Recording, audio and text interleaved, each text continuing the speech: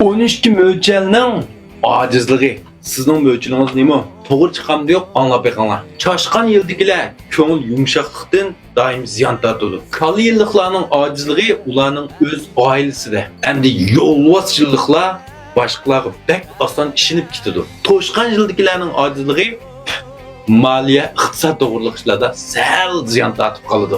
Longwang ejdersha yildigilarning ojizligi bo'lsa, oq ko'ngilligidan ziyon tortadi.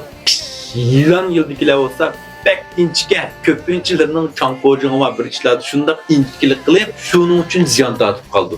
Shuning uchun mening ustozim Jugo Kongmingnimi o'sha yılan yillikmiki deb o'ylayman.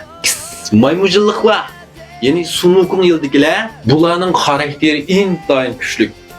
O'zining bu tug'um xarakteri tufaylidan turmushda ba'zi ishlarda doim ziyon tortib qoldi. To'q yildagilar intayin akavur Omen, belki 5 ötkelden ötkice olsan bunun kalısından Guayuncanmı xoraz yılı olsa gerek dep oylayman. Nait yugaş koy yıllıklar olsa intayin gumanxor.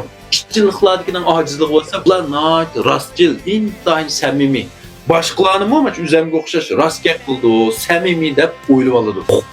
Jubaji yilliklar, hamda cho'shqi yilliklar olsa nait şapak asasen canen çıktı bu çoşkırlıklardan. Siz nimcillik sizin mi doğru çıktı mı? Fikrini qilib beringlar. Rahmat.